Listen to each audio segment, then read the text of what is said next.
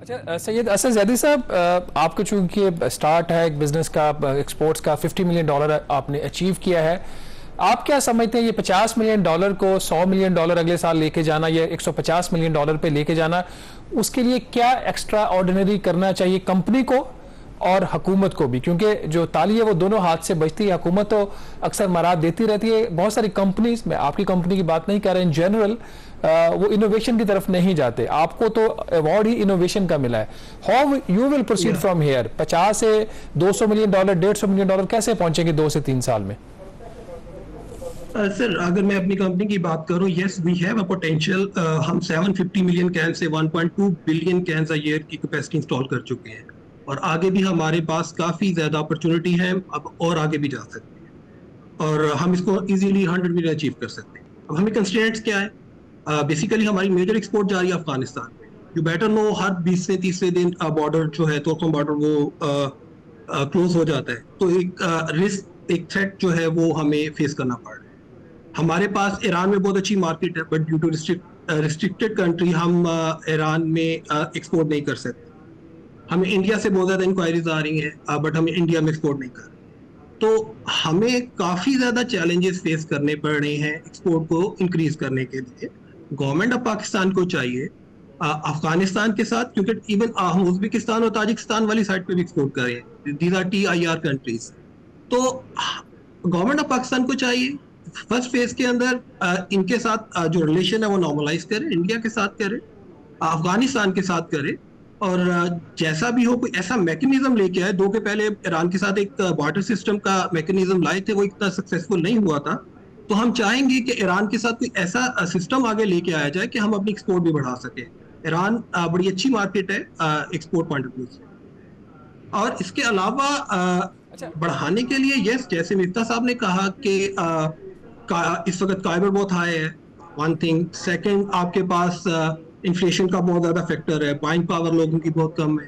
Third, जो activity हमारी आ रही है वो है इकोनॉमिक सिचुएशन, अनसर्टेनिटीज बहुत ज़्यादा है और कुछ आइडिया नहीं है कि ये चीज़ें कहाँ जाएंगी। कि जो चीज़ उन्होंने कही है, अगर ये करेक्शन की तरफ ये चीज़ें कर लें तो ये हम बेहतरी की तरफ जा सकते हैं। बट इससे पहले एक पॉइंट्स आपने हाईलाइट की। असद साहब, यहाँ पे ब्रेक लेंगे और ब्रेक के बाद डिस्कशन जो है वो हमारी जारी रहेगी, सो स्टे विद अस। जी, ब्रेक के बाद एक दफा फिर आपको खुशामदीद कहते हैं। हम जिक्र कर रहे हैं कि पाकिस्तान में बरामदात में आखिर इजाफा क्यों नहीं होता। तो मिफ्ता साहब, ब्रेक से पहले असद साहब ने 2-3 अहम इश्यूज हाईलाइट किए और आई थिंक ये रूट कॉज भी है कि आज हमारी मईशत जहां पे खड़ी है दुनिया में, ऑब्वियसली ये क्लियर प्रिंसिपल है और एक आजमूदा फार्मूला है कि आप रीजन के साथ ट्रेड करते हैं और रीजन ग्रो करते हैं।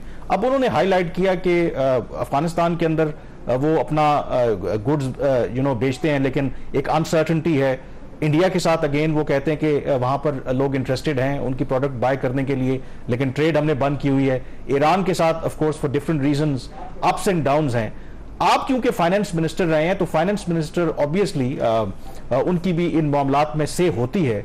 तो डू यू थिंक कि हमें एज अ कंट्री अपनी डायरेक्शन को बदलने की जरूरत है? क्योंकि हमने हर चीज को अगर एक पॉलिटिकल इश्यूज के साथ लिंक किया हुआ है तो फिर तो हम आगे नहीं बढ़ सकते। तीनों पड़ोसी ममालिक के साथ अगर हम ट्रेड भी नहीं कर सकते तो फिर मामलात कैसे बढ़ेंगे आगे? कमल भाई, आपकी बात दुरुस्त है, लेकिन मिसाल के तौर पर अगर पाकिस्तान में जगह जगह टेररिज्म हो रहा है, हमारे चाइनीज़ मेहमानों के ऊपर टेररिज्म हो रहा है, हमारे लोगों के ऊपर, हमारे तनसीबात के ऊपर, हमारे फौजी और पुलिस वालों के ऊपर हो रहा है, और वो अगर हम ये समझते हैं, हुकूमत ये समझती है कि अफगानिस्तान से एमिनेट हो रहा है, तो थोड़ा सा पॉलिसी रिएक्शन तो उसका आएगा ना। मतलब हम सिर्फ ट्रेड के लिए हम ये तो नहीं कह सकते कि चलो आप ट्रेड करते रहो, कोई बात नहीं, बंदे हमारे मारते रहो, तो अब तो हम इसका रिएक्शन लेंगे। तो that's a natural thing. Hindustan की जहां तक ट्रेड की बात है, जब इधर बहुत कलामी हो रही है, थोड़ा सा हमें, मिफ्ता साहब, हमें इंट्रोस्पेक्शन नहीं करनी चाहिए कि ये जो कुछ हो रहा है, क्योंकि हम ही खुश हो रहे थे ना कि अफगान तालिबान आएंगे तो बड़ा बेहतर हो जाएगा, क्योंकि हम अपनी कोताहियों को भी नहीं देखते ना कि इस वजह से शायद हमें आज उसका बैकलैश देखना पड़ रहा है। हमारे तो लीडरान उस वक्त गुलामी की जंजीरें तोड़ने के दावे कर रहे थे, मुझे पता है ये। और इसमें पाकिस्तान की जो तालिबान की पॉलिसी है उसके बारे में आई थिंक बहुत सारे सवाल उठ सकते हैं, इंक्लूडिंग कि उनको वापस क्यों लेके आके सेटल किया गया वगैरह वगैरह, या हमको ये जो हमारा एक हमने जहन में बिठा रखा है कि अफगान तालिबान और पाकिस्तानी तालिबान में क्या बहुत फ़र्क है, ये भी हमारे जहन का मेरे ख्याल से एक वो है हाइपोथेसिस है जिसकी कोई रियलिटी में जगह नहीं है। लेकिन दैट सेड मैं ऐसे जनरली मैं आपको बताऊं कमरान भाई कि पाकिस्तान में जो सबसे बड़ी वजह है जो पाकिस्तान बांग्लादेश हिंदुस्तान से पीछे रह गया ना, वो 1990 की दिहाई से पाकिस्तान में जो टेररिज्म शुरू हुआ है उसकी वजह से।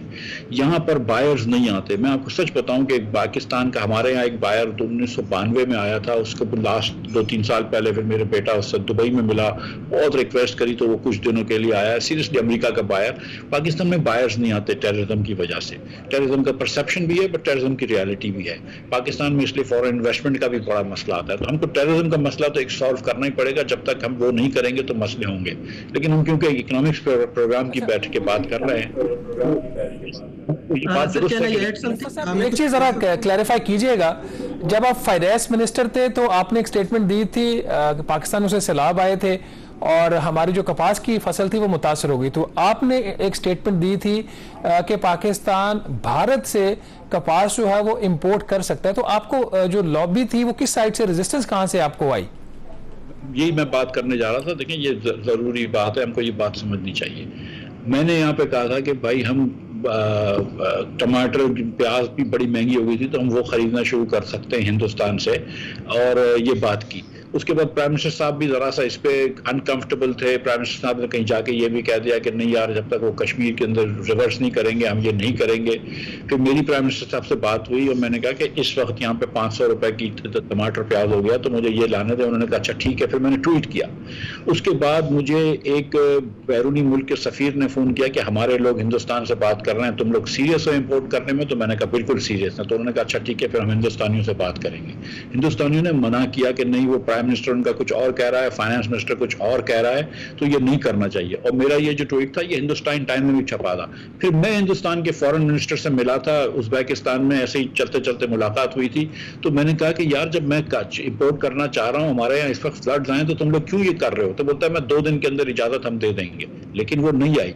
तो हिंदुस्तान भी एक एटीट्यूड में बैठा है, वो ये समझ रहा है कि पता नहीं दुनिया का क्या सुपर पावर बन गया है, और वो कोई भी अगर हमसे ट्रेड भी करता है तो हिंदुस्तान को हमारे ऊपर फेवर करेगा। तो इस हालात में अगर ये हम समझ रहे हैं कि सिर्फ हमारी वजह से किसी खुदा न खास्ता ट्रेड रुकी हुई है, तो ये बात नहीं है।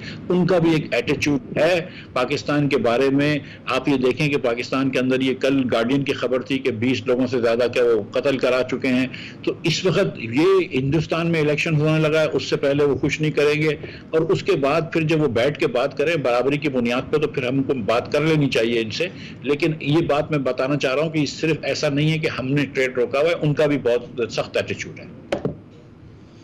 अच्छा, ये मिफ्ताह इस्माइल साहब आपने बड़ा ही एक इंपॉर्टेंट पॉइंट रेज किया है कि भारत के अंदर इस वक्त कितनी एपेटाइट है पाकिस्तान के साथ तिजारत करने की और पाकिस्तान के साथ जो रिलेशन है उसको नॉर्मलाइज करने की। मेरा ख्याल है हमारे पॉलिसी मेकर्स को और जो जनरल पब्लिक है उसको इतना शायद इस चीज़ का जो है वो अदराक नहीं है।